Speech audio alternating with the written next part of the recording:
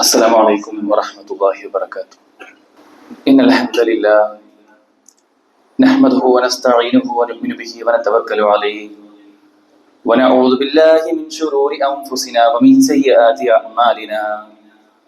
من يهد الله فلا مضل له ومن يضلل فلا هادي له.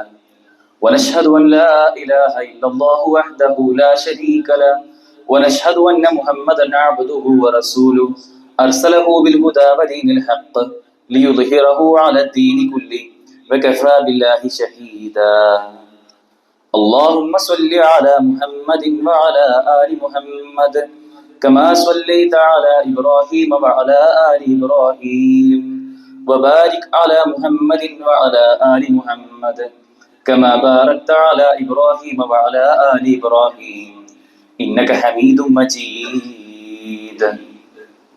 أما بعد فإن خير الحديث كتاب الله وخير الهدي هدي محمد صلى الله عليه وسلم وشر الأمور محدثاتها وكل محدثة بدعة وكل بدعة ضلالة وكل ضلالة في النار.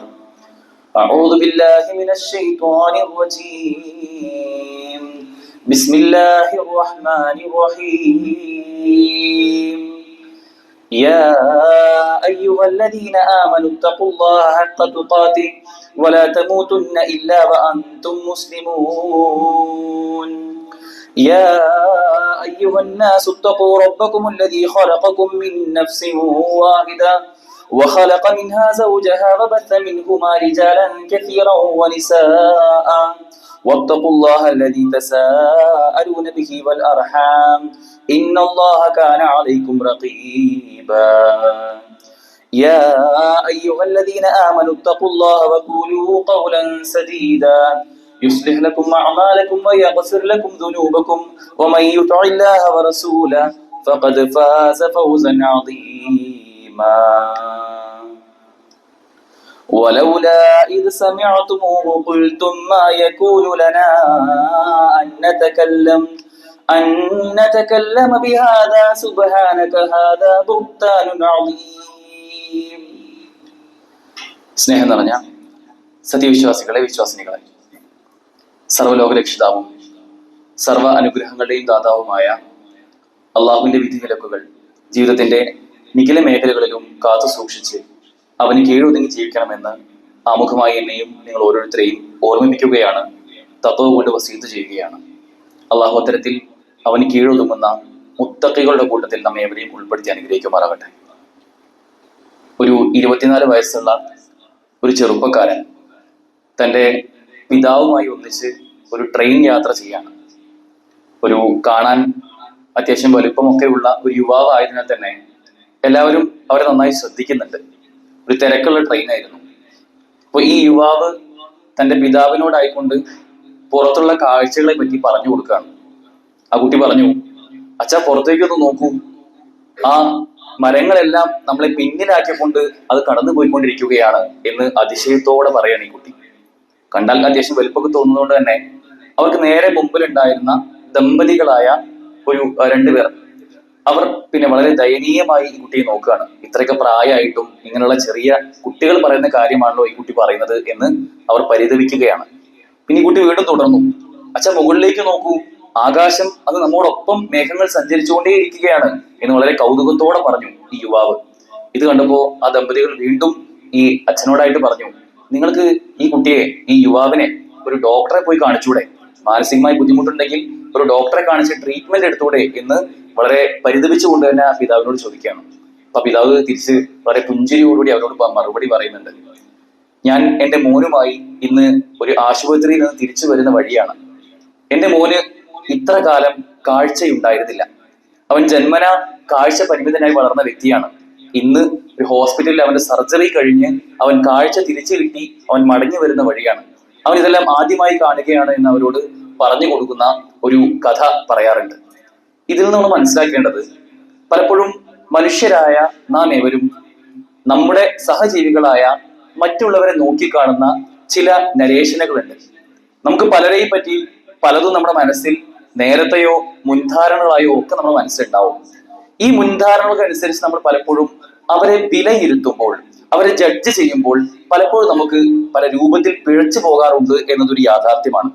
നമുക്കറിയുന്ന ചില കാര്യങ്ങളെ വെച്ചുകൊണ്ട് നമ്മൾ പലപ്പോഴും ചില ആളുകളെ കാണുമ്പോൾ തന്നെ അവരുടെ ഒരു സ്വഭാവവും പെരുമാറ്റവും അവർ ചെയ്തു കൂടുന്ന ചില കാര്യങ്ങൾ മാത്രം നോക്കിക്കൊണ്ട് നമുക്കുണ്ടാവുന്ന ചില മുഖഭാവങ്ങളിലെ മാറ്റങ്ങൾ അടക്കം, ചില പുച്ഛ മനോഭാവം അടക്കം നമ്മളത് പ്രകടിപ്പിക്കുമ്പോൾ, അല്ലെങ്കിൽ ചില പരിതാപങ്ങളിലൂടെ നമ്മൾ സംസാരങ്ങളിലൂടെ പല കാര്യങ്ങളും പുറത്തേക്ക് പറയുമ്പോൾ അത് ആ വ്യക്തിയിൽ ഉണ്ടാക്കുന്ന ഇമ്പാക്ട് എത്രത്തോളമാണ് എന്ന് പലപ്പോഴും നമ്മൾ തിരിച്ചറിയാറില്ല. നമുക്ക് പറയാനുള്ളത് പറഞ്ഞു പോവാണ്. അത് സത്യമാണോ, അത് അർത്ഥസത്യമാണോ, അതൊരു യാഥാർത്ഥ്യമാണോ, അത് ഉള്ളതാണോ ഇല്ലാത്തതാണോ, അത് ആ വ്യക്തിക്ക് വേദന ഉണ്ടാക്കുമോ എന്നൊന്നും ചിന്തിക്കാതെ നമ്മുടെ മനസ്സിൽ ആ വ്യക്തിയെ പറ്റി നമ്മൾ ചില കാര്യങ്ങൾ റീഡ് ചെയ്തെടുത്താൽ അത് അങ്ങനെ തുറന്നു പറയുന്ന ഒരു പ്രകൃതം ഇന്ന് മുസ്ലിമീങ്ങളിൽ പോലും ഇത്തരമൊരു സ്വഭാവം പലപ്പോഴായി കണ്ടുവരുന്നുണ്ട്. ഇസ്ലാമിന്റെ ഒരു പരികൽപ്പന പ്രകാരം ഒരു വ്യക്തിയുടെ അഭിമാനം എന്നത് അത് വളരെയധികം പവിത്രമാണ്. അല്ലാഹു സുബ്ഹാനഹു വ തആല ഖുർആനിൽ പറയുന്നുണ്ട്, വലഖദ് കറംനാ ബനി ആദം. അള്ളാഹു ആദം സന്തതികളുടെ അവരെയെല്ലാം അള്ളാഹു ആദരിച്ചു എന്നാണ് പറയുന്നത്. കറംന, അക്രം അല്ലെങ്കിൽ കറമ എന്ന വാക്കിന് ഒരുപാട് അർത്ഥതലങ്ങളുണ്ട്. അറബിയിലെ വാക്ക് ഉപയോഗിക്കുന്നത് എന്തിനേയും നമ്മൾ സ്പെഷ്യലായി ഒന്ന് വളരെ പ്രത്യേകമായി പവിത്രമാക്കുന്നതിനെയാണ് കറമ അല്ലെങ്കിൽ അക്രം എന്ന വാക്ക് ഉപയോഗിച്ചു എന്ന് പറയുന്നത്. അള്ളാഹു മനുഷ്യരെയെല്ലാം മറ്റു ജീവജാലങ്ങളിൽ നിന്ന് അപേക്ഷിച്ച് മനുഷ്യരാകും നമ്മളെയെല്ലാം അള്ളാഹു മുസ്ലിം എന്നോ അമുസ്ലിം എന്നോ വ്യത്യാസമില്ലാതെ എല്ലാവരെയും അള്ളാഹു ആദരിച്ചിട്ടുണ്ട് എന്ന് നമ്മൾ അറിയുമ്പോൾ അത് കേവലം ശാരീരികമായിട്ടുള്ള അനുഗ്രഹങ്ങളിൽ മാത്രമല്ല, നമുക്ക് ഈ ഭൂമിയിൽ ജീവിക്കാൻ ആവശ്യമായ എല്ലാ വിഭവങ്ങളും സൗകര്യങ്ങളും ഒരുക്കി തന്നു എന്നതിൽ മാത്രം ഒതുങ്ങുന്നതല്ല, മറിച്ച് നമുക്കിവിടെ ജീവിക്കാൻ ആവശ്യമായ രൂപത്തിൽ നമ്മുടെ അഭിമാനത്തെ പോലും അള്ളാഹു ക്രമീകരിച്ചിട്ടുണ്ട് എന്ന വിഷയം അതിൽ ഉൾപ്പെടുന്നു എന്ന് പണ്ഡിതന്മാരെ പറയുന്നുണ്ട്. അത്തരത്തിൽ നാം പ്രത്യേകിച്ച് ആലോചിച്ച് നോക്കേണ്ടത്, ഇന്ന് ഒരു സോഷ്യൽ മീഡിയ സജീവമായ കാലമാണ്. നമ്മൾ ഉപയോഗിച്ചുകൊണ്ടിരിക്കുന്ന വാട്സപ്പ് ആയാലും ഇൻസ്റ്റാഗ്രാം ആയാലും ഫേസ്ബുക്ക് ആയാലും ഒക്കെ നമ്മൾ അതിലൂടെ അങ്ങോട്ടും ഇങ്ങോട്ടും നടത്തുന്ന ആശയവിനിമയങ്ങൾ, അതിൽ എന്തെങ്കിലും രൂപത്തിൽ ചില ചാറ്റുകളിലോ ചില വോയിസുകളിലോ ചില കമന്റുകളിലോ അല്ലെങ്കിൽ നാലാൾ കൂടുന്ന ഒരു സമയത്തോ നമ്മുടെ ഒരു സഹോദരനെ അവൻ ഇഷ്ടമില്ലാത്ത ഒരു കാര്യം അത് പല രൂപത്തിൽ കടന്നു വരാം. 3 രൂപത്തിൽ നമുക്ക് അതിനൊന്ന് ക്രമീകരിക്കാം. നമ്മൾ മറ്റു പല വ്യക്തികളെയും വ്യക്തിഹത്യ നടത്തുന്നത് 3 രൂപത്തിൽ ക്രമീകരിക്കാം. ഒന്ന്, പലപ്പോഴും നമ്മൾ മാന്യന്മാരായ ആളുകളെ പറ്റി അപവാദം പറയുന്ന കാര്യമാണ്. ഒരു നുണ, ചിലപ്പോൾ ഒരു ചെറിയൊരു ത്രെഡ് ആയിരിക്കും കിട്ടുന്നുണ്ടാവുക. അദ്ദേഹം പിന്നെ ഒരു മദ്യഷോപ്പിന്റെ അടുത്തൂടെ പോകുന്നത് കേട്ടു എന്നൊരു വാർത്തയാണ് കിട്ടിയിട്ടുണ്ടാവുക. പക്ഷെ ആ വ്യക്തിയുടെ ഒരു ഹിസ്റ്ററി പരിശോധിച്ച് അയാൾ അങ്ങനെയാവാൻ സാധ്യതയുള്ള വ്യക്തിയാണ് നമ്മൾ ഊഹിച്ചെടുത്ത് അദ്ദേഹത്തിന് അങ്ങനെ ഉണ്ടാക്കി തീർക്കുന്ന, അതിലേക്ക് അദ്ദേഹത്തിനെ ചേർത്ത് വായിക്കുന്ന ഒരു അവസ്ഥ. മാന്യന്മാരായ ആളുകളെ പറ്റി ഇല്ലാത്തത് പറയുന്ന, അപവാദം പറയുന്നതാണ് ഒന്നാമത്തെ ഒരു രൂപം. രണ്ടാമത്തെ ഒരു രൂപം, സംഭവിച്ച ഒരു മോശക്കാര്യം, ഒരുപക്ഷെ സത്യം തന്നെ ആയിരിക്കാം, ആ വ്യക്തി ചെയ്ത ഒരു തെറ്റായ കാര്യം, ആ തെറ്റിനെ വീണ്ടും വീണ്ടും അത് ആവർത്തിച്ച് പറഞ്ഞുകൊണ്ട് ഒരു മോശമാണെന്ന് ഉറപ്പുള്ള കാര്യത്തിന് തന്നെ പബ്ലിക്കായി എല്ലാവരോടും പറഞ്ഞു നടക്കുന്ന രണ്ടാമത്തെ ഒരു സ്വഭാവമുള്ള ആളുകളെ കാണാം. മൂന്നാമതായിക്കൊണ്ട് ഒരുപക്ഷെ ആ വ്യക്തി ചെയ്ത തെറ്റിനെ അല്ലെങ്കിൽ ആ വ്യക്തി ഒരിക്കലും പുറത്തു പറയണമെന്ന് ആഗ്രഹിക്കാത്തൊരു വിഷയം, അദ്ദേഹത്തിന്റെ സ്വകാര്യതയിൽ മാത്രം ഒതുങ്ങിയ വിഷയത്തെ അതിങ്ങനെ ചെകഞ്ഞെടുത്ത് അയാളോട് ചോദിച്ചും മറ്റു പലരോട് ചോദിച്ചും അത് കൂട്ടി വായിച്ച് അതിനിടെ പബ്ലിക്കാക്കുന്ന, സ്വകാര്യതയെ പബ്ലിക്കാക്കി എല്ലാവരും അറിയുന്ന ഒരു പരസ്യമാക്കി മാറ്റുന്ന ഒരു സാഹചര്യം. നമ്മൾ ആലോചിച്ച് നോക്കേണ്ടത്, ഇത്തരം സംസ്കാരമുള്ള സ്വഭാവമുള്ള ആളുകളുടെ കൂട്ടത്തിൽ നമ്മുടെ സംസാരങ്ങളും നമ്മുടെ പെരുമാറ്റങ്ങളും എപ്പോഴെങ്കിലും വഴിമാറി പോകുന്നുണ്ടോ എന്ന ചിന്ത നമുക്ക് ഉണ്ടാവേണ്ടതുണ്ട്. പരിശുദ്ധ ഖുർആനിൽ വ്യഭിചാരാരോപണവുമായി ബന്ധപ്പെട്ട ഒരു വിഷയം പറയുന്ന കൂട്ടത്തിൽ സൂറത്തുൽ നൂർ അല്ലാഹു സുബ്ഹാനഹു വ തആല പറയുന്നുണ്ട്, വലൗല ഇദ് സമിഅതുമൂഹു ഖുൽതും മാ യകൂനു ലനാ അൻ നതകല്ലമ ബിഹാദാ സുബ്ഹാനക ഹാദാ ബുഹ്താനുൻ അളീം. വലൗല ഇദ് സമിഅതുമൂഹു ഖുൽതും, അപ്പോ അത് കേട്ട സമയത്ത് നിങ്ങൾക്ക് പറഞ്ഞുകൂടായിരുന്നു, വലൗല ഇദ് സമിഅതുമൂഹു ഖുൽതും, നിങ്ങൾക്ക് അപ്പൊ പറഞ്ഞുകൂടായിരുന്നോ, മാ യകൂനു ലനാ, ഈ സമയത്ത് നമുക്കത് പാടില്ലാത്തതായിരുന്നു ഇത് എന്ന്. നിങ്ങൾ കേട്ട ആ സമയത്ത് ഇതെനിക്ക് പാടില്ലായിരുന്നതായിരുന്നു നിങ്ങൾക്ക് പറഞ്ഞുകൂടായിരുന്നോ? എന്ത്? അന്ന തകല്ലമ ബിഹാദ, ഇതിനെ പറ്റി നമുക്ക് സംസാരിക്കാൻ പാടില്ലാത്ത കാര്യമായിരുന്നു എന്ന് നിങ്ങൾക്ക് അപ്പോൾ പറഞ്ഞുകൂടായിരുന്നോ? ബിഹാദ സുബ്ഹാനക, അല്ലാഹുവേ നീ എത്ര പരിശുദ്ധൻ, ഹാദാ ബുഹ്താനുൻ അളീം, ഇതൊരു വമ്പിച്ച കെട്ടുകഥ മാത്രമായിരിക്കുന്നു. ഇത്തരം കെട്ടുകഥകളായ വാർത്തകൾ കേൾക്കുമ്പോൾ നിങ്ങൾക്ക് അപ്പൊ അള്ളാഹുവിന്റെ പരിശുദ്ധിയെ ആലോചിച്ചുകൊണ്ട് നിങ്ങൾക്ക് അപ്പൊ പറഞ്ഞുകൂടായിരുന്നു ഇത് ഞാൻ പറയാൻ പാടില്ലാത്ത കാര്യമായിരുന്നു എന്ന് ഖുർആനോട് പറയുന്നുണ്ട്. നമുക്ക് പറയാൻ പാടില്ലാത്ത കാര്യമാണെങ്കിൽ പോലും അതിനെ വീണ്ടും ചകഞ്ഞ് അതിനുള്ളിലേക്ക് പോകുന്ന ഒരു പ്രകൃതി, ഒരു സ്വഭാവം നമുക്ക് ഉണ്ടാവാൻ പാടില്ല.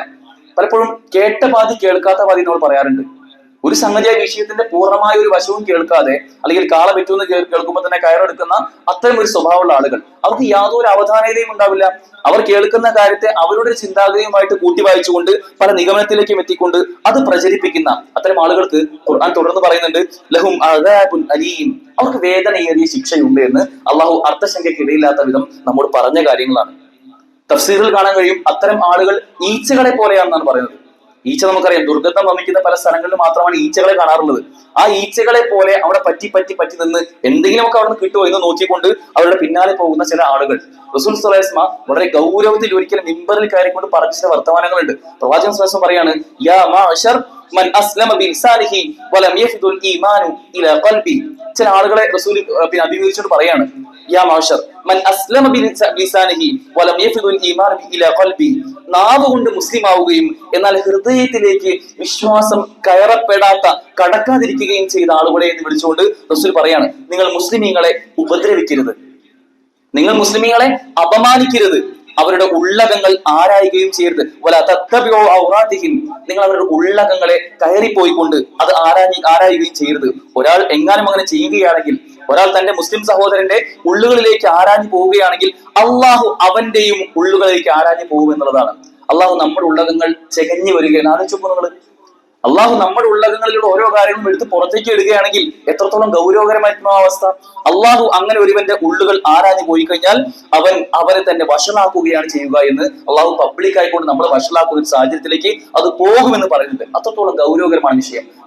നമുക്ക് ആവശ്യമില്ലാത്ത നമ്മുടെ സഹോദരങ്ങളുടെ വിഷയത്തിൽ നമുക്ക് യാതൊരു ശ്രദ്ധയും ജാഗ്രതയും ഉണ്ടാവേണ്ടാത്ത വിഷയങ്ങളിൽ പലപ്പോഴും ഇടപെടുന്ന, അതിനുള്ളിലേക്ക് പോകുന്ന ഒരു അവസ്ഥ ഉള്ള ആളുകളാണോ എന്ന് ചിന്തിച്ച് നോക്കേണ്ടതുണ്ട്. ഈ ഒരു ആയത്തിനെ തുടർന്നുകൊണ്ട് ഖുർആൻ തന്നെ പറയുന്നുണ്ട്, യാ അയ്യുഹല്ലദീന ആമനൂ ലാ തത്തബിഊ ഖുതുവാതിശ് ശൈത്വാൻ. നിങ്ങൾ ശൈത്വാന്റെ ദുർപ്രേരണകളിൽ നിന്ന് വഞ്ചിതരായി ആ വിഷയത്തിൽ അവരുടെ പിന്നാലെ പോകുന്ന ആളുകളായി നിങ്ങൾ മാറരുത് എന്ന് ആ ആയത്തിൽ തുടർച്ചയോട് പറയുന്നത്. അതായത് ഇത്തരം കർമ്മങ്ങൾ ചെയ്യുന്ന, മറ്റുള്ളവരുടെ രഹസ്യങ്ങളിലേക്കും അവർ കേൾക്കാൻ ആഗ്രഹിക്കാത്ത, അവർ പുറത്തു പറയാൻ ആഗ്രഹിക്കാത്ത കാര്യങ്ങളിലേക്കും ഉള്ളിലേക്ക് ചൂഴ്ന്നു പോകുന്ന അത്തരം സ്വഭാവക്കാർ, അവർ ഈ ശൈത്വാന്റെ പാത പിന്തുടർന്നു പോകുന്ന ആളുകളാണ് എന്നാണ് പരിശുദ്ധ ഖുർആൻ ഇവിടെ പറയുന്നത്. ഇബ്ലീസിന്റെ ധിക്കാരത്തിന്റെ ചരിത്രം നമുക്കറിയാം. എങ്ങനെയാണ് ശൈത്താൻ ആട്ടപ്പെട്ടവനാണെന്നും അകറ്റപ്പെട്ടവനാണെന്നും അല്ലെങ്കിൽ നരകത്തിൽ നിന്ന് സ്വർഗത്തിൽ നിന്ന് പുറത്താക്കപ്പെട്ടവനാണെന്ന് എങ്ങനെയാണ് മാറിയെന്നുള്ള ചരിത്രം നമുക്കറിയാം. ആദം അലൈഹി ഇസ്ലാമയെ ആദരിച്ച് അള്ളാഹു അതിനുശേഷം പറയുമ്പോൾ, അവന് സുജൂദ് ചെയ്യാൻ പറയുമ്പോൾ ഇബ്ലീസ് പറഞ്ഞ ചില കാര്യങ്ങളുണ്ട്. ഞാനാണ് അവനേക്കാൾ ശ്രേഷ്ഠൻ, എന്നെ സൃഷ്ടിച്ചിട്ടുള്ളത് തീയിൽ നിന്നാണ്, അവനെ സൃഷ്ടിച്ചതോ മണ്ണിൽ നിന്നാണ്. അപ്പൊ അള്ളാഹുവിന് ശേഷം എന്താ പറയുന്നത്, നീ ഇവിടുന്ന് പുറത്തു പോവുക എന്ന് പറഞ്ഞ് അള്ളാഹു അവനെ പുറത്താക്കുകയാണ്. ഇന്നക റജീം, നീ തീർച്ചയായും അകറ്റപ്പെട്ടവനാണ്, നീ പിന്നെ ശപിക്കപ്പെട്ടവനാണെന്ന് അള്ളാഹു അവിടെ കൽപ്പിക്കുകയാണ്. അത്തരത്തിൽ ശപിക്കപ്പെട്ട ആളുകളുടെ കൂട്ടത്തിൽ ഒരിക്കലും നമ്മൾ പെടാതിരിക്കാൻ നാം ശ്രദ്ധിക്കേണ്ടത്, ഒരുപക്ഷെ നമ്മുടെയൊക്കെ സ്വഭാവത്തിലും പെരുമാറ്റത്തിലും ഒക്കെ ഇത്തരത്തിൽ മറ്റുള്ളവരുടെ രഹസ്യങ്ങളിലേക്കും മറ്റുള്ളവരെ പറ്റി അപവാദങ്ങൾ പറയുന്ന രൂപത്തിലേക്കും അവരെ ജഡ്ജ് ചെയ്യുന്ന കൂട്ടത്തിലേക്കും നമ്മൾ പോകുന്നുണ്ടോ എന്ന കാര്യം നമ്മൾ ശ്രദ്ധിക്കേണ്ടതാണ്. പലപ്പോഴും അങ്ങനെ പോകുന്ന ആളുകൾ, അവർക്കുണ്ടാകുന്ന മറ്റു ചില പ്രത്യേകതകളുണ്ട്. അങ്ങനെ മറ്റുള്ളവരെ പിന്നെ ഈ രഹസ്യങ്ങളിലേക്ക് ചൂഴ്ന്നു പോകുന്ന ആളുകൾ, അവർ പലപ്പോഴും തങ്ങളെന്തോ ഏറ്റവും നല്ല പെർഫെക്റ്റ് ആയ ആൾക്കാരാണ് എന്നൊരു ചിന്താഗതിയുള്ള ആൾക്കാരായിരിക്കും. ഞാൻ ചെയ്യുന്ന കാര്യം ഏറ്റവും പെർഫെക്റ്റ് ആണ്, അത് മതപരമായി നോക്കുകയാണെങ്കിൽ ഭൗതികമായി നോക്കുകയാണെങ്കിലും ഞാൻ എല്ലാം കൊണ്ടും തികഞ്ഞവനാണ് എന്ന ചിന്തയുള്ള അഹങ്കാരത്തിന്റെയും താൻപോരിമയുടെയും സ്വയം മതിപ്പിന്റെയും, അറബിയിൽ ഒജ്ബ് എന്നാണ് പറയാം, ഒജ്ബുള്ള ആളുകളായി മാറുന്ന ആളുകൾ, ഞാൻ തരക്കേടില്ല, ഞാൻ കുറച്ച് മോശമില്ലാത്ത ഒരാളാണ് എന്ന് ചിന്തിക്കുന്ന ആളുകളാണ് പലപ്പോഴും അത്തരം കാര്യങ്ങൾ ചെയ്യാം. അത്തരം ആളുകൾ ചിലപ്പോ ഒരുപക്ഷെ ഒരു വ്യക്തി ഒരു നമസ്കാരത്തിനെങ്ങാനും പള്ളിയിലേക്ക് വന്നില്ല എങ്കിൽ അവൻ ഭയങ്കര മോശം, അവൻ പള്ളിയിലേക്ക് വരാറില്ല എന്ന് പറഞ്ഞാൽ എഴുതുന്ന ഒരു വ്യക്തി ഒരുപക്ഷെ നമസ്കാരം ഇപ്പൊ ഇന്ന് ജുമാ കഴിഞ്ഞ് സുന്നത്ത് നമസ്കരിക്കാൻ തിരക്കുള്ള ഒരു വ്യക്തി ഇറങ്ങിപ്പോയി കഴിഞ്ഞാൽ അവനായിട്ട് വിലയിരുത്തും, അവൻ സുന്നത്തൊന്നും നിസ്കരിക്കാത്ത ആളാ, എന്തപ്പോൾ 2 മിനിറ്റ് നിസ്കരിച്ച് എന്താ ഉണ്ടാകാൻ പോണത് എന്ന് ചിന്തിച്ച് അവനായിട്ട് വിലയിരുത്തുക, അവൻ വളരെ മോശപ്പെട്ടവനാണ് എന്ന് കാണുന്ന ഒരു പ്രകൃതം, അതൊരിക്കലും നമുക്ക് ഉണ്ടാവാൻ പാടില്ല. ആ ചിന്താഗതി ഉണ്ടാവുന്നത് ഈ ഒജ്ബുള്ള ആളുകൾക്കാണെന്ന് പണ്ഡിതന്മാർ പറയുന്നുണ്ട്. എന്താണ് ഒജ്ബ്?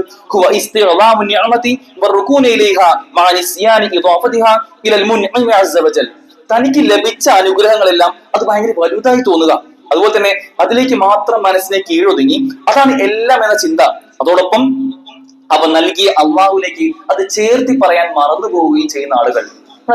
അള്ളാഹു സുബ്ഹാനഹു വ തആല നമുക്ക് എല്ലാവർക്കും ഒരുപാട് അനുഗ്രഹങ്ങൾ നൽകിയിട്ടുണ്ട്. ആ അനുഗ്രഹങ്ങൾ മാത്രം ഒതുങ്ങി നിന്നുകൊണ്ട് അള്ളാഹു എനിക്ക് എല്ലാം നൽകിയിട്ടുണ്ട്, ഞാൻ എല്ലാം തികഞ്ഞവനാണ് എന്ന ബോധ്യം മനസ്സിൽ വരികയും അത് തന്ന അള്ളാഹുവിലേക്ക് അത് ചേർത്ത് വായിക്കാതെ ഇതൊക്കെ എന്റെ എന്തോ ചില കഴിവുകൾ കൊണ്ട് ലഭിച്ചതാണ് എന്ന് ചിന്തിക്കുകയും ചെയ്യുന്ന ആളുകളാണ് അത്തരം ചിന്താഗതിയുള്ള ആളുകൾ. ഇത് കേൾക്കും നമ്മളൊക്കെ ചിന്തിക്കുന്നുണ്ടാവും, ഞാൻ അങ്ങനെയൊന്നുമല്ല എന്ന് ചിന്തിക്കുന്ന ആളുകളുണ്ടെങ്കിൽ നമ്മൾ ആലോചിച്ച് നോക്കുക, ഈ പറയപ്പെടുന്ന ചില ലക്ഷണങ്ങൾ നമ്മളിൽ എങ്ങാനും വന്നിട്ടുണ്ടോ? ഒന്ന്, ഞാൻ ഒരുപാട് കഴിവുള്ളവനാണ്, ഞാൻ എന്തൊക്കെയോ ചില ഈ നാട്ടിൽ വളരെ സർവ്വസമ്മതനായ, എല്ലാവരും അംഗീകരിക്കപ്പെടുന്ന, എല്ലാവരും കുറച്ചൊരു സ്ഥാനവും മാനവും പദവിയൊക്കെയുള്ള ഒരു വ്യക്തിയാണ് എന്നുള്ള ഒരു അഹങ്കാരത്തിന്റെ ചിന്ത നമ്മുടെ മനസ്സിൽ വരുന്നുണ്ടോ?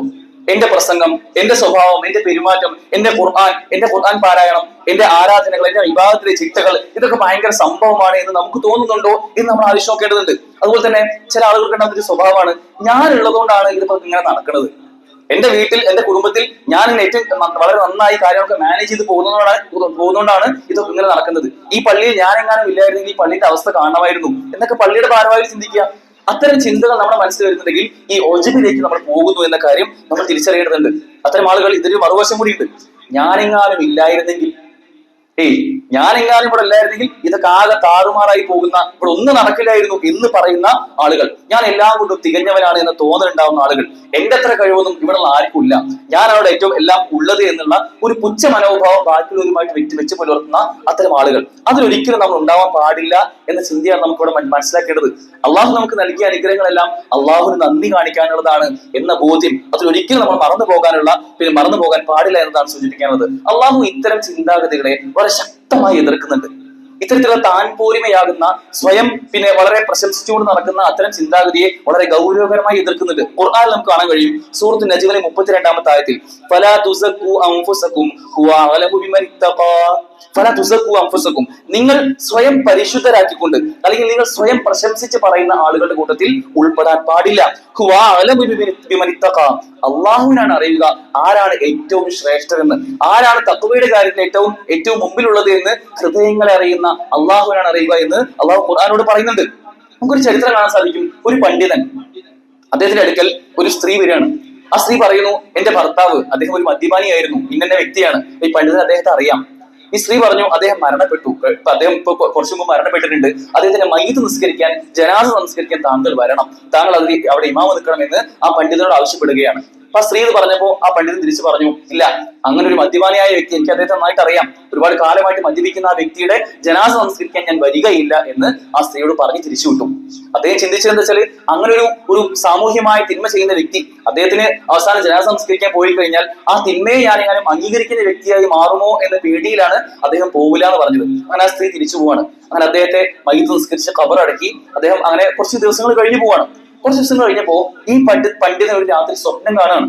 അതേ ആ സ്വപ്നത്തിൽ കാണുന്നത്, ആ മരണപ്പെട്ടു പോയ മദ്യപാനിയായിരുന്ന വ്യക്തി സ്വപ്നത്തിൽ വരികയാണ്. ആ വ്യക്തി സ്വപ്നത്തിൽ സ്വർഗത്തിലായിരുന്നു ഉണ്ടായിരുന്നത്.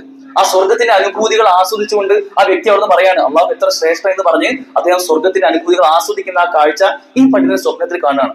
ഇതിന്റെ ഭയങ്കരമായ സങ്കടം വരികയാണ്. പിറ്റേ ദിവസം രാവിലെ അദ്ദേഹം നേരെ ആ സങ്കടത്തോടു കൂടി ആ മദ്യപാനിയായ വ്യക്തിയുടെ ഭാര്യയുടെ അടുത്തേക്ക് പോവാണ്.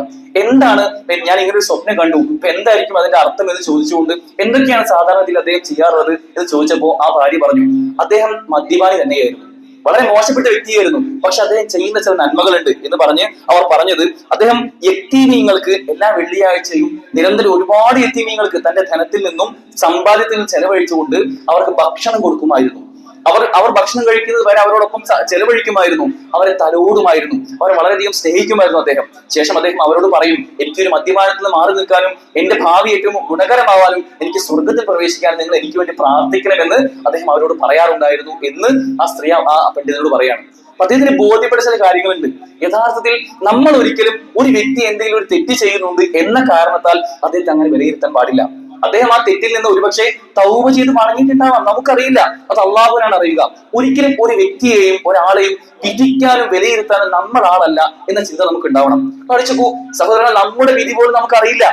നാളെ നമ്മൾ ഈ ഒരു മാസക്കാലം അനുഷ്ഠിച്ച നോമ്പ് അത് സ്വീകരിക്കപ്പെടുമോ ഇല്ലയോ എന്ന് പോലും നമുക്കറിയില്ല. നമ്മൾ എങ്ങനെയാണ് മറ്റുള്ളവരുടെ വിധിയെ നമ്മൾ വിലയിരുത്താൻ കഴിയുക? നമുക്കതിന് യാതൊരു യോഗ്യതയുമില്ല എന്ന ചിന്ത നമുക്ക് ഉണ്ടാവേണ്ടതുണ്ട്. മറ്റുള്ളവരെല്ലാവരും എപ്പോഴും മോശക്കാരാണ് എന്ന ചിന്ത ഒരിക്കലും നമ്മൾ വെച്ച് പുലർത്താൻ പാടില്ല. ഖുർആൻ തന്നെ പറയുന്നുണ്ട്, സൂറത്ത് നിസായിലെ 49-ാമത്തെ വചനത്തിൽ, അലം തറ ഇലല്ലദീന യുസക്കൂന അൻഫുസഹും വലില്ലാഹു യുസക്കി മൻ യശാ വലാ യുദ്ലമൂന ഫതീലാ. അലം തറ ഇലല്ലദീന യുസക്കൂന അൻഫുസഹും, ആത്മപ്രശംസ നടത്തുന്ന ആളുകളെ നീ കണ്ടില്ലേ? പക്ഷെ അള്ളാഹു അവൻ ഉദ്ദേശിക്കുന്ന ആളുകളെ പരിശുദ്ധപ്പെടുത്തുകയാണ് ചെയ്യുന്നത്. അവരോട് ഒരു തരിമ്പ് പോലും അള്ളാഹു അനീതി കാണിക്കുകയില്ല എന്നുള്ളതാണ്. പഠിച്ചു, ആത്മപ്രശംസ എന്നത് അത്രത്തോളം മോശമായ ഒരു കാര്യമായിട്ടാണ് അള്ളാഹു പരിചയപ്പെടുന്നത്. അത്തരം ആത്മപ്രശംസ നടത്തുന്ന ആളുകളോട് യാതൊരു അനീതിയും അള്ളാഹു കാണിക്കുകയില്ല. അങ്ങനെ ചെയ്യുന്ന ആളുകൾക്ക് കഠിനമായ ശിക്ഷയുണ്ടെന്ന് ഖുർആൻ തന്നെ പറയുന്നുണ്ട്. ഇത് ചെയ്യുന്ന ആളുകൾക്ക് പലപ്പോഴും പല ചിന്തകളും ഉണ്ടാവാം. ഒരുപക്ഷെ മറ്റൊരാളെ ഇകഴ്ത്താനുള്ള ഒരു സ്വഭാവം വരുന്നത് ഞാൻ എന്തോ വളരെ ശ്രേഷ്ഠനാണെന്നുള്ളത് സ്ഥാപിച്ചെടുക്കാനായിരിക്കും. ഞാനിവിടെ വളരെ ഉഷാറായിട്ട് പോകുന്നുണ്ട് എന്ന് സ്ഥാപിക്കാൻ വേണ്ടി സോഷ്യൽ മീഡിയയിൽ കമന്റ് ചെയ്യുന്ന, അവിടെ ഏറ്റവും നല്ല മാന്യനായ ഒരു മുഖം പിന്നെ സമൂഹത്തിന് മുമ്പിലൊക്കെ പൊതുസമൂഹത്തിന് മുന്നിൽ മാന്യനായി നിൽക്കുകയും തന്റെ എന്തൊക്കെയോ ചില രഹസ്യങ്ങൾ മറച്ചു വെക്കാൻ ശ്രമിക്കുകയും ചെയ്യാൻ വേണ്ടി പലരെയും മോശമായി കാണിക്കുക.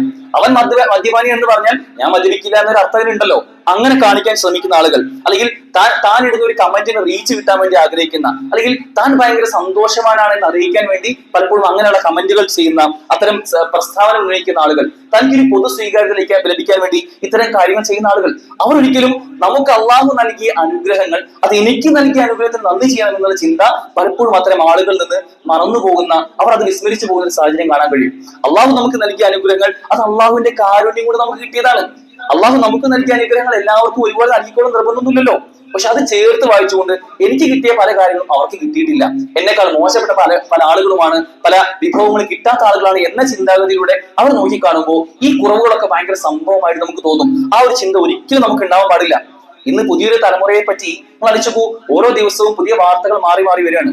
ഈ സമയത്ത് മുതിർന്ന ആളുകൾ, ഒരു പഴയ തലമുറ, ഓൾഡ് ജനറേഷൻ എന്നൊക്കെ പറയുന്ന ആളുകൾ പുതിയ തലമുറയോട് പറഞ്ഞ ചില കാര്യങ്ങളുണ്ട്. നിങ്ങൾ എപ്പോഴും ഇങ്ങനെയാവും, ലഹരി അല്ലെങ്കിൽ പുതിയ അക്രമവാസന, ഇതൊക്കെ അങ്ങനെ വാർത്തകൾ കേൾക്കുമ്പോൾ പഴയ തലമുറ പറയുന്നുണ്ട് നിനക്കൊക്കെ ഇങ്ങനെ തന്നെ ആവാൻ കഴിയുള്ളൂ, ഈ തലമുറ മുന്നോട്ട് പോവാണ്, ഇതിന് വലിയ മാറ്റൊന്നും പ്രതീക്ഷിക്കേണ്ട എന്ന് പറഞ്ഞ് ചില ശാപവാക്കുകളൊക്കെ പറയുമ്പോൾ നമ്മൾ ചിന്തിക്കേണ്ടത് ഇതേ ന്യൂ ജനറേഷൻ ചെയ്യുന്ന പല നന്മകളും നമ്മൾ കാണുന്നില്ല. ഈദ് കിസ്വ എന്നൊരു പ്രൊജക്ട് ഉണ്ട്. പാവപ്പെട്ട പെരുന്നാൾ ദിവസത്തിൽ പാവപ്പെട്ട കുട്ടികൾക്ക് വസ്ത്രങ്ങൾ എടുത്തു കൊടുക്കാൻ വേണ്ടി ഒരു പ്രൊജക്ട് സംവിധാനം നടക്കുന്നുണ്ട് ഇവിടെ. ആ സംവിധാനത്തിലേക്ക് ഏറ്റവും മുമ്പിൽ നിൽക്കുന്നത് ചെറിയ മക്കളാണ്. അവരുടെ ചെറിയ ചെറിയ കുറ്റികളൊക്കെ പൊട്ടിച്ചുകൊണ്ട് ആ കുട്ടികൾ പൈസ എടുത്തുകൊണ്ട് അതിലേക്ക് സംഭാവന ചെയ്യുന്ന എത്ര വാർത്തകൾ നമ്മൾ കണ്ടു. അപ്പൊ പുതിയ തലമുറയ്ക്കും അത്തരം ചില പോസിറ്റീവുകൾ ഉണ്ട് എന്ന് തിരിച്ചറിഞ്ഞുകൊണ്ട് അവരെ മൊത്തം ആക്ഷേപിക്കുന്ന ഒരു അവസ്ഥ ഒരിക്കലും ഉണ്ടാവാൻ പാടില്ല. ഇത് എത്രത്തോളം ഇതൊക്കെ പോയി നമ്മുടേതല്ലാത്ത മറ്റൊരു കൂട്ടത്തിലുള്ള ആളുകളാണെങ്കിൽ നമ്മുടെ സമുദായത്തിൽ തന്നെയുള്ള മുസ്ലിമീങ്ങളിൽ തന്നെയുള്ള മറ്റു പലരെയും കാഫിറാക്കുന്ന, മുശ്രിക്കാക്കുന്ന ഒരു പ്രകൃതം നമുക്ക് ഉണ്ടാവാറുണ്ട്. അതൊരിക്കലും നമുക്ക് ചേർന്നതല്ല. നമ്മൾ പലരെയും മോശമായി ചിത്രീകരിക്കുന്ന അവസ്ഥ നമുക്കുണ്ടാവാൻ പാടില്ല. ഈ പറയുന്ന വ്യക്തി തന്നെ മറ്റുള്ളവരെ മോശമാക്കി പറയുന്ന വ്യക്തിയുടെ കുറച്ചു കാലത്തെ പാസ്റ്റ് ഒന്ന് പരിശോധിച്ചു കഴിഞ്ഞാൽ അദ്ദേഹം ഇത്ര നല്ല വ്യക്തിയൊന്നും ആയിരിക്കില്ല. അവരുടെ ഹിസ്റ്ററിയിലും അത്തരം പല പ്രശ്നങ്ങളും ഉണ്ടായേക്കാം എന്ന കാര്യം അവർ മറന്നു പോവാണെങ്കിൽ മറപ്പിക്കാൻ ശ്രമിക്കുകയാണ്. യഥാർത്ഥത്തിൽ ചില ചരിത്രങ്ങൾ നമ്മളോട് ചേർത്ത് വായിക്കേണ്ടതുണ്ട്. പ്രവാചകൻ സല്ലല്ലാഹു അലൈഹി വസല്ലം പ്രവാചകൻ ഒരിക്കൽ ഒരു യുദ്ധത്തിന് വേണ്ടി തന്റെ സ്വഹാബത്തിൽ ഒരു കൂട്ടം ആളുകളെ യുദ്ധത്തിന് വിടുകയാണ്. അവരെ ഹുറക്ക എന്ന പേരുള്ള ഒരു സമൂഹത്തിലേക്ക്, ജുഹൈന ഗോത്രത്തിലുള്ള ഹുറക്ക എന്ന പേരുള്ള സമൂഹത്തിലേക്ക് പ്രവാചകൻ യുദ്ധത്തിലേക്ക് വിടുകയാണ്. ആ യുദ്ധത്തിൽ വരുന്ന ഒരു പ്രധാന വ്യക്തിയായിരുന്നു ഉസാമത്ത് ബിൻ സയ്യിദ്. പ്രവാചകന് ഏറ്റവും ഇഷ്ടമുള്ള വ്യക്തിയായിരുന്നു ഉസാമ റളിയല്ലാഹു തന്റെ പ്രവാചകന് കൽപ്പന പ്രകാരം ആ യുദ്ധത്തിന് പോവുകയും ആ യുദ്ധത്തിന്റെ സമയത്ത് ഒരു ശത്രു തന്റെ വാളിന്റെ മുമ്പിലേക്ക് വരികയാണ്. ഉസാമ തന്റെ വാളിന്റെ മുമ്പിലേക്ക് വരുന്നു.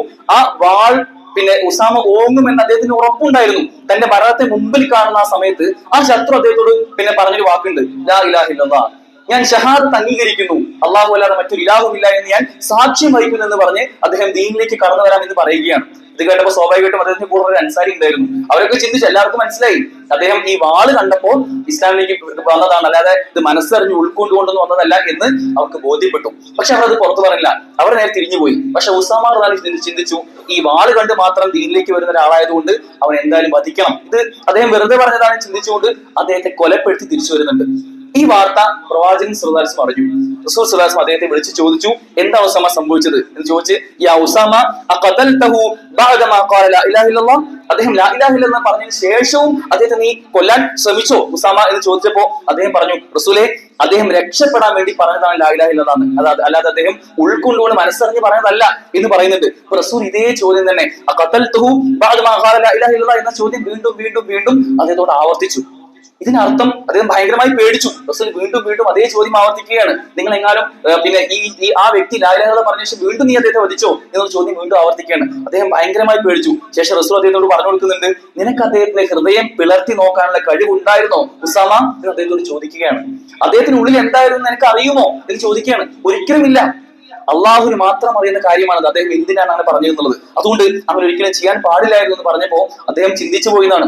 ഞാൻ എങ്ങാനും ഇസ്ലാം സ്വീകരിച്ചിട്ടില്ലായിരുന്നെങ്കിൽ എത്ര നന്നായേനെ എന്ന് ഉസാമ റളിയല്ലാഹു ചിന്തിച്ചു എന്നുള്ളതാണ്. അത്രത്തോളം ഗൗരവമാണ് ഈ വിഷയം എന്ന് പറയുന്നത്. പഠിച്ചു, മറ്റൊരാളുടെ പര്യവസാനമോ വിധിയോ എന്താണെന്ന് നമുക്കറിയില്ല. അത് അള്ളാഹുവിന് മാത്രമേ അറിയൂ എന്ന കാര്യം നമ്മൾ തിരിച്ചറിയേണ്ടതുണ്ട്. ഒരു വേശ്യയായ വ്യക്തി, വ്യഭിചാരിണിയായ വ്യക്തി ഒരു നായ്ക്ക് വെള്ളം കൊടുക്കുകയും അത് ആ വ്യക്തിയുടെ സ്വർഗം പ്രവേശനത്തിന് കാരണമാവുകയും ചെയ്ത വാർത്ത നമുക്കറിയില്ലേ? ഇപ്പൊ തന്നെ ലഹരി ഉപയോഗിക്കുന്ന വ്യക്തികൾ ഒരുപാട് നമ്മുടെ കൂട്ടത്തിൽ ഉണ്ടാവാം. ലഹരി വസ്തുക്കൾ, ചിലപ്പോൾ ഒരു സിഗരറ്റ് വലിക്കുന്ന വ്യക്തികൾ നമ്മുടെയൊക്കെ പരിസരത്ത് ഉണ്ടാവാം. അവരെ വളരെ മോശമായി കാണുന്ന, അവരെങ്ങാനും അത് നിർത്തിയാലും പിന്നെയും പറയാം, ഇപ്പൊ പണ്ട് അങ്ങനെ ആയിരുന്നില്ലേ, ഈ പണ്ടൊക്കെ ഇത് ഉപയോഗിച്ച ആളായിരുന്നില്ലേ എന്ന് പറഞ്ഞ് വീണ്ടും വീണ്ടും അവരിങ്ങനെ ഒരു മുന വെച്ച് സംസാരിക്കുന്ന, കുത്തി സംസാരിക്കുന്ന ഒരു അവസ്ഥ ഒരിക്കലും നമുക്ക് ഉണ്ടാവാൻ പാടില്ല. പല തെറ്റിദ്ധാരണയുമായിരിക്കാം. ഒരു പണ്ഡിതന്റെ ഒരു അനുഭവം പറയുന്നുണ്ട്. അദ്ദേഹം ഒരിക്കലും ഭക്ഷണത്തിന്റെ സദസ്സിലിരുന്ന്, പിന്നെ ഒരു വിരുന്നായിരുന്നു അവിടെ. ആ വിരുന്നിന്റെ ഇടയിൽ ഇരുന്ന് ഒരാളിരുന്ന് ഇടത്തെ കൈ കൊണ്ട് ഭക്ഷണം കഴിക്കുന്ന, വെള്ളം കുടിക്കുന്ന കാഴ്ച കണ്ടു. അദ്ദേഹം അങ്ങനെ ഓങ്ങി വെച്ചു, ഒന്നും പറഞ്ഞില്ല. അപ്പോ കുറച്ചു നേരം കഴിഞ്ഞിട്ട് പറയാന്ന് വിചാരിച്ചു പോയി. അങ്ങനെ എല്ലാവരോടും യാത്ര പറഞ്ഞ് കൈ കൊടുക്കുന്ന സമയത്ത് ആ ഇടത്തെ കൈ കൊണ്ട് കഴിച്ച വ്യക്തി കൈ തരാൻ വരികയാണ്. അദ്ദേഹം ഇടത്തെ കൈയാണ് കൊടുത്തത്. കാരണം അദ്ദേഹത്തിന് വലത്തെ കൈ ഉണ്ടായിരുന്നില്ല എന്നുള്ളതാണ്. ആ പണ്ഡിതൻ പിന്നീട് പറയുന്നത്, ഞാൻ എങ്ങാനും പറഞ്ഞിരുന്നെങ്കിൽ, എന്തെങ്കിലും അദ്ദേഹത്തോട് പറഞ്ഞിരുന്നെങ്കിൽ, തന്റെ വലത്തേക്ക് ഇല്ലാത്തത് ഇടത്തേക്കൊണ്ട് ഭക്ഷണം കഴിച്ച വ്യക്തിയായിരുന്നു അദ്ദേഹം. അപ്പൊ ഇങ്ങനെ ഒരിക്കലും നമ്മൾ ഒരാളെ നേരത്തെ ജഡ്ജ് ചെയ്യാൻ പാടില്ല എന്ന യാതൊരു നിലയ്ക്കും ഊഹത്തിനൊരു സ്ഥാനവും നമ്മൾ കൊടുക്കാൻ പാടില്ല എന്ന ചിന്തയായിരിക്കണം നമുക്ക് ഉണ്ടാവേണ്ടത്. ഒരു നിലയ്ക്കുമുള്ള മുൻധാരണ നമുക്കൊരു വിഷയത്തിലും ഉണ്ടാവാൻ പാടില്ല. പലപ്പോഴും ഒരു ചരിത്രം പറയാറുണ്ട്. പണ്ഡിതന്മാർ ഒരു പണ്ഡിതനായ വ്യക്തിയും അദ്ദേഹത്തിന്റെ മകനും രാത്രി നമസ്കരിക്കാൻ വേണ്ടി നിൽക്കുകയാണ്. ഖിയാമുൽ ലൈൽ നമസ്കരിക്കുകയാണ്. അപ്പൊ പണ്ഡിതൻ തന്റെ മകനെ വിളിച്ചു നിർത്തി അവര് രാത്രി നമസ്കാരത്തിന് വേണ്ടി, സുബഹി നമസ്കാരത്തിന് മുമ്പ് കുറച്ച് നേരത്തെ എഴുന്നേറ്റ് വുദു എടുക്കാൻ പോവാണ്. വുദു എടുക്കുന്ന സമയത്ത് തന്റെ മകൻ തന്നോട് പറഞ്ഞു, ഉപ്പ, തൊട്ടപ്പുറത്ത് ഒരുപാട് വീടുകളുണ്ട്, അവിടെയൊക്കെ മുസ്ലിമീങ്ങളാണല്ലോ, പക്ഷെ അവരാരും വുദു എടുക്കുന്നൊന്നും കാണുന്നില്ല, അവരാരും എഴുന്നേറ്റതായിട്ട് കാണുന്നില്ല, അവരാരും നമസ്കരിക്കുന്നില്ലല്ലോ, എവിടെയും വെളിച്ചം കാണുന്നില്ലല്ലോ എന്ന് ആ കുട്ടി ആ ഉപ്പയോട് പറഞ്ഞു എന്നാണ്. അപ്പൊ ആ ഉപ്പ തിരിച്ച് മോനോട് പറയുന്ന ഒരു ഡയലോഗ് ഉണ്ട്, മോനെ, നീ ഇങ്ങനെ ചിന്തിക്കുന്നുവെങ്കിൽ നീ നമസ്കരിക്കാതിരിക്കുകയാണ് നല്ലത്. നീ മറ്റുള്ളവരെ നോക്കി അവരൊന്നും ചെയ്യുന്നില്ലല്ലോ, ഞാൻ ചെയ്യുന്നുണ്ടല്ലോ എന്ന ചിന്ത നിനക്ക് വരുന്നുണ്ടെങ്കിൽ നീ നമസ്കരിക്കാതിരിക്കുകയാണ് നല്ലത് എന്ന് പറഞ്ഞ് പഠിപ്പിച്ചു കൊടുക്കുന്നുണ്ട്. അതുകൊണ്ട് നമ്മൾ ആരെയും ജഡ്ജ് ചെയ്യാൻ പോകരുത്, വിലയിരുത്താൻ പോകരുത്. അങ്ങനെ വിലയിരുത്തുന്നവർ ഈ പറഞ്ഞ ഒജിബുള്ള, തനിക്ക് എന്തൊക്കെയോ നേട്ടങ്ങളുണ്ട്, താൻ എന്തൊക്കെയോ പോന്നവനാണ് എന്ന ചിന്തയുള്ള ആളുകളുടെ കൂട്ടത്തിലായിരിക്കും ഉണ്ടാവുക എന്ന് അറിഞ്ഞുകൊണ്ട് അത്തരത്തിൽ അള്ളാഹുലേക്ക് പൂർണ്ണമായി കീഴൊതുങ്ങിക്കൊണ്ട് അള്ളാഹുവിന്റെ അനുഗ്രഹങ്ങൾക്ക് നന്ദി കാണിക്കുന്ന കൂട്ടത്തിൽ ഉൾപ്പെടാൻ വേണ്ടി ശ്രമിക്കുക. അള്ളാഹു എന്ന തൗഫീഖ് നമുക്ക് അവർക്ക് നൽകി അനുഗ്രഹിക്കുമാറാകട്ടെ.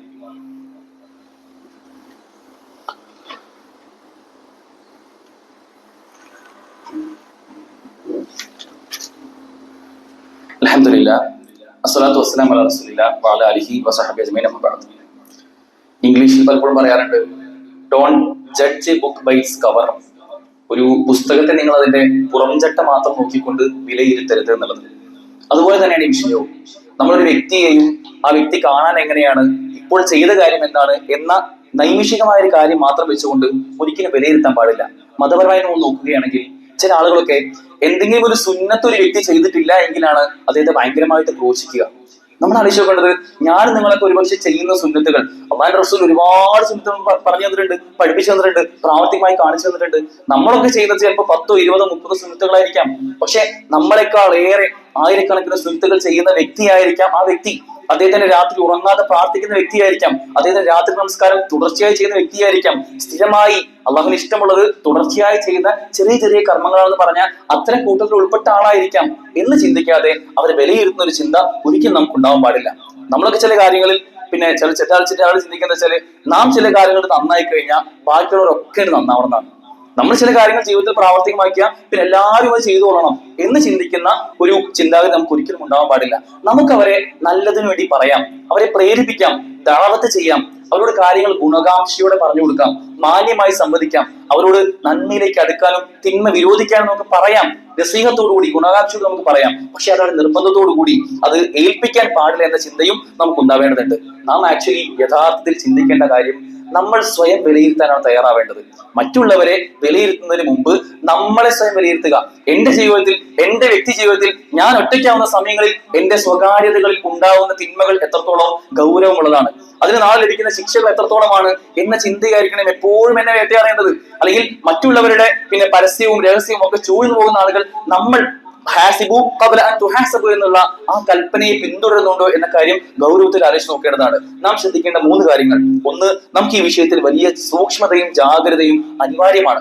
അള്ളാഹു നമുക്ക് നൽകിയ അനുഗ്രഹങ്ങളോട് നന്ദി കാണിക്കാൻ നമുക്ക് കഴിയുന്നുണ്ടോ? ആ അനുഗ്രഹങ്ങൾ ഏത് നിമിഷവും തിരിച്ചെടുക്കാൻ അള്ളാഹുവിന് തന്നെ കഴിയുമെന്നുണ്ടെങ്കിൽ അത് എപ്പോഴും വേണമെങ്കിൽ തിരിച്ചു പോവാം. സഹോദരങ്ങൾ, ഒരൊറ്റ ബ്ലഡ് ടെസ്റ്റിന്റെ ഒരു ദൈർഘ്യം മാത്രമേ നമ്മൾക്ക് സമാധാനത്തിനുള്ളൂ. ഒന്നിന് ബ്ലഡ് ടെസ്റ്റ് ചെയ്യുമ്പോൾ അതിൽ ഇന്ന ടെസ്റ്റുകൾ പോസിറ്റീവ് ആണെന്ന് അറിഞ്ഞു കഴിഞ്ഞാലേ നാളെ ചിലപ്പോൾ ഇത്ര ആയുസ് നമുക്കുള്ളൂ എന്നുള്ള വിലയിരുത്തലിലേക്ക് നമ്മൾ പോകും. അത്രമാത്രം ആയുസേ നമുക്കുള്ളൂ എന്ന് ചിന്തിച്ചുകൊണ്ട് അള്ളാഹു നൽകിയ അനുഗ്രഹങ്ങൾ അത് എപ്പോൾ വേണമെങ്കിലും അള്ളാഹുവിന് തന്നെ തിരിച്ചെടുക്കാൻ കഴിയും. അള്ളാഹു അള്ളാഹു നൽകിയത് ഒരാൾക്കും തിരിച്ചെടുക്കാൻ കഴിയില്ല. അള്ളാഹു തിരിച്ചെടുക്കാൻ വിചാരിച്ചത് ഒരാൾക്കും നൽകാനും കഴിയില്ല എന്ന ബോധ്യം നമുക്ക് ഉണ്ടാവേണ്ടതുണ്ട്. നമ്മുടെ കർമ്മങ്ങളെല്ലാം പരലോകത്തിനനുസൃതമായിട്ടായിരിക്കണം നമ്മൾ ക്രമീകരിക്കേണ്ടത്. ആ പരലോകം യാഥാർത്ഥ്യമാണ് എന്ന ബോധ്യം നമുക്ക് ഉണ്ടാവേണ്ടതുണ്ട്. രണ്ടാമതായി ശ്രദ്ധിക്കേണ്ടത്, നമ്മൾ ഒരാളെയും ഇകഴ്ത്താൻ ശ്രമിക്കരുത് എന്നതോടൊപ്പം തന്നെ അനാവശ്യമായി പുകഴ്ത്താനും ശ്രമിക്കരുത്. നമ്മുടെ സഹോദരങ്ങളെ, നമ്മുടെ കൂടെയുള്ള സഹപ്രവർത്തകരെ അനാവശ്യമായി പൊക്കി പറയുന്ന ഒരു പ്രകൃതവും ചിലർ കാണാറുണ്ട്. അതും നമുക്ക് യോജിച്ചതല്ല എന്ന് പ്രവാചകൻ സ്വല്ലല്ലാഹു പറഞ്ഞിരുന്നുണ്ട്. അവരുടെ നന്മകൾ അവരോട് പറയാം, പക്ഷെ അത് പറയുമ്പോൾ പോലും മാഷാ അല്ലാഹ് എന്നൊക്കെയുള്ള വാക്കുകൾ ഉപയോഗിച്ചുകൊണ്ട് അള്ളാഹു അലം, അള്ളാഹുവിന് അറിയാം കൂടുതൽ എന്ന് പറഞ്ഞ് നമ്മൾ അതിൽ ഭയങ്കരമായി അവരെ പൊക്കി പറഞ്ഞ് അവരെ പിന്നെ ആ ചെയ്ത നന്മയുടെ വില ഇല്ലാതാക്കുന്ന അവസ്ഥയും ഉണ്ടാവാൻ പാടില്ല. പ്രവാചകന്റെ സദസ്സിൽ ഒരിക്കൽ റസൂൽ സ്വല്ലല്ലാഹു അലൈഹി വസല്ലം ഒരിക്കൽ പിന്നെ സദസ്സിലിരിക്കുന്ന സമയത്ത് ഒരു വ്യക്തി വേറൊരു വ്യക്തിയെ ഭയങ്കരമായിട്ട് ഇങ്ങനെ പുകഴ്ത്തി 1, 2, 3 ഡയലോഗൊക്കെ പറഞ്ഞു. അത് കഴിഞ്ഞപ്പോൾ റസൂൽ അവരോട് പറഞ്ഞു, നീ ഇവന്റെ പിരടി വെട്ടിക്കളഞ്ഞു, കാരണം ഇവന്റെ വളർച്ചയെ നീ മുരടിപ്പിച്ചു കളഞ്ഞു എന്നതാണ് പ്രവാചകൻ സ്വല്ലല്ലാഹു അലൈഹി വസല്ലം അവിടെ ഉദ്ദേശിച്ചത്. ഇവൻ വേറെ എവിടേക്ക് എത്താനുള്ള വ്യക്തിയായിരുന്നു, പക്ഷെ നീ അവനവിടെ വെട്ടിക്കളഞ്ഞു, അവനെ പുകഴ്ത്തി ഇല്ലാതാക്കി കളഞ്ഞു എന്ന് റസൂലോട് പറയുകയാണ്. അപ്പൊ ഗൗരവത്തുള്ള വിഷയമാണ്. അനാവശ്യമായി പുകഴ്ത്താൻ നമ്മൾ തയ്യാറാവരുത്. നമ്മളെ എങ്ങാനും ഒരു വ്യക്തി പുകഴ്ത്തുകയാണെങ്കിൽ നമുക്കൊരു പ്രാർത്ഥന അവിടെ ഉണ്ട്.